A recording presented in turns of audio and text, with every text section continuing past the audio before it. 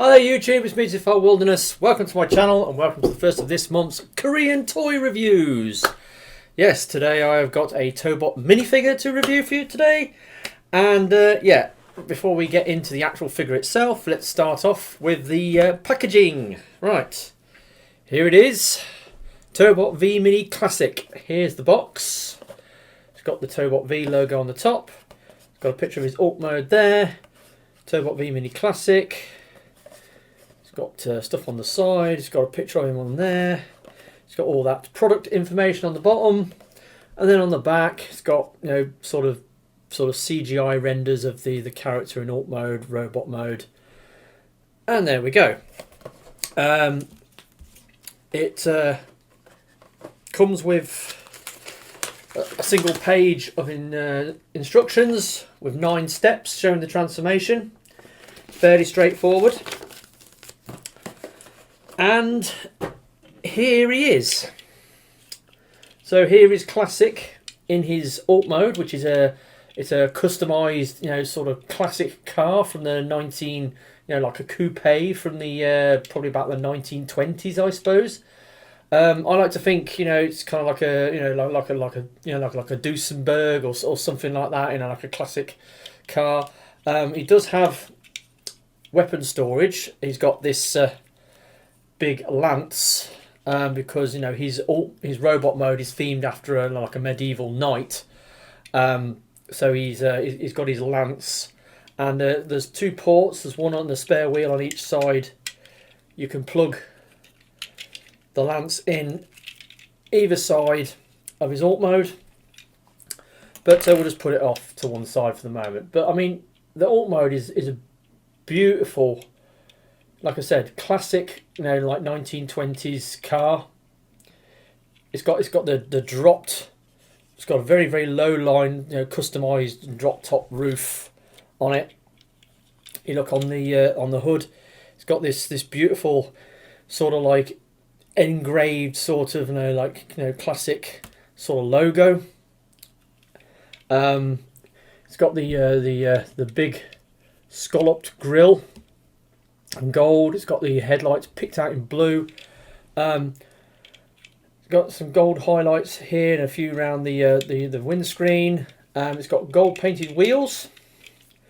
But apart from that, there's not really much in the way of paint on it. It's got decent paint. I mean, more paint than probably some other Tobot V characters. I mean, they've actually bothered to paint the wheels, for instance.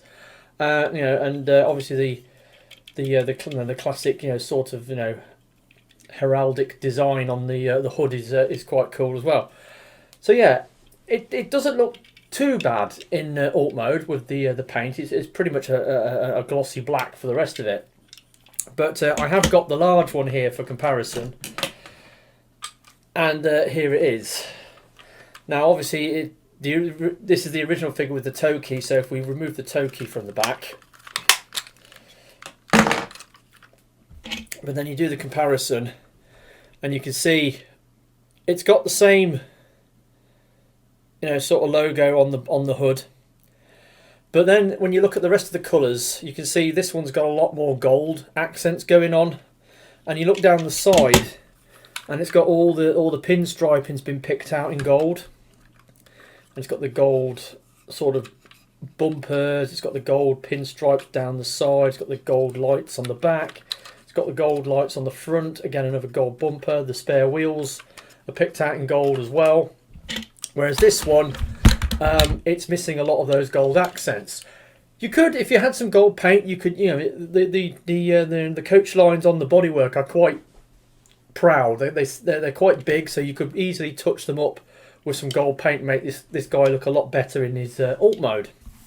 But anyway, there we go. There's the size comparison. I mean, if I bring that forward, so they're roughly about the same size.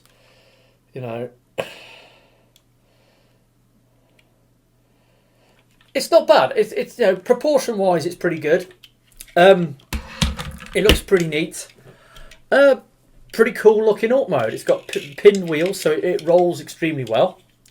And yeah, it's could have done with more paint on the alt mode, but given how these Tobot V Mini figures tend to be dreft or bereft of paint. I think what this guy's got is good enough, considering how bare bones a lot of the figures are. But you know, just to give you an idea of how much paint it could have, you know, you compare it with this one. I mean, you know, like I said, this one's got all the, you know, the pinstriping on and all that stuff. But anyway, so the Alt mode. It's a beautiful looking classic car. Looks pretty cool, glossy black, some gold paint apps, pretty neat. Now, obviously, it transforms into a robot. Now, classic, the big one, he has 3 modes. He has this mode, the full robot mode, which is called the extension mode, and then they have what's called, well, I don't know what the official name for him is, but I call it the squat mode. They have like a different kind of a mode. I'm going to have to transform this car into that just to show it to you. So if you just give me a second. Right, so here is the big classic in his squat mode.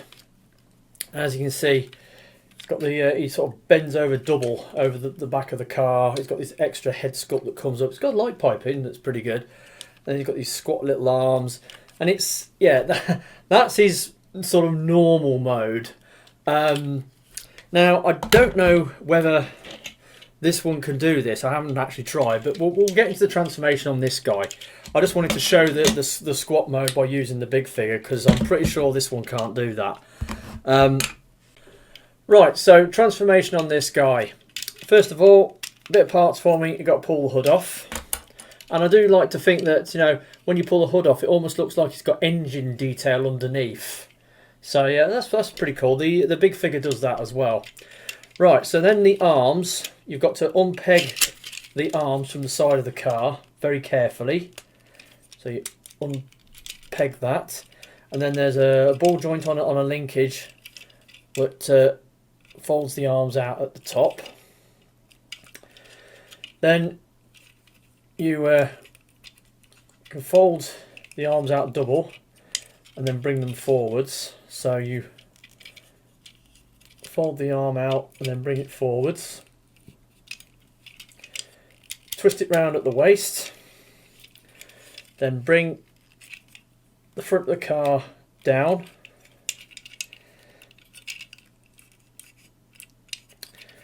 And then you go down to the legs. Pull the roof of the car up. Split the legs. And then you've got the feet, which are here. So you fold that out and then fold this back to form the leg. So show it on the other side. Bring that forwards, bring that back, click it in, and there's his legs. So you straighten his legs out.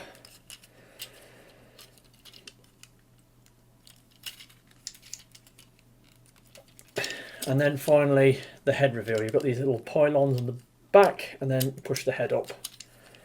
And there we have classic, mini classic in its robot mode. And it looks pretty good actually, because now that you see it in robot mode, you can see a lot more colour differentiation and paint detail. This is where the paint budget on this figure went. It went into the robot mode rather than the car mode, and it looks pretty good in robot mode. So let's get this thing transformed into its full-on mode, and then we'll do the direct comparison between the two. Right, so there's full-size classic in his robot mode, and here's classic mini. So yeah, when you look at the colours, you can see that a lot of the colours from the big figure are now transferred over onto the mini one, especially on the legs. The legs are, you know, the legs look pretty damn close to me. In fact, all the paint apps for the legs are intact, even his waist and his chest. The arms and the shoulder pads, not so much. He does have paint on his head, which is good. Also, he's got this this guy, as you can see, he's got the hood of the car which plugs into his arm, and then you've got the lance, which can plug into his hand. The mini one does the same. You've got the lance, which has got a peg on the side of his arm. It can plug into his arm like that, and then they've got the same peg on the opposite side. You can plug the hood of the car into it to form a shield. So, and you've got the back of the car folds down to form like a cape, and the big figure actually has it actually comes with like a cardboard cape that you can put on him as well. There he is in robot mode. Quick size comparison. Obviously I've done a size comparison with a big one, but here's a size comparison with a known Transformers figure in the form of Combiner Wars leader Megatron. He's a minifigure. He's, you know, a bit smaller than a deluxe. I mean, there he is next to an RID Warrior class. So yeah, he's a little bit smaller than a Warrior class figure. But, like I said, looks pretty damn cool. I mean, the robot mode, a lot more colours going on, a lot more paint apps, especially in the lower part of the figure. It looks almost identical to the big one, and that has to be commended. A few missing apps up top, but for the most part, I'm quite impressed actually. I mean, the robot mode looks really, really good, and it won't do the squat mode, unfortunately. But then again, the squat mode, as you saw, it's neither here nor there really.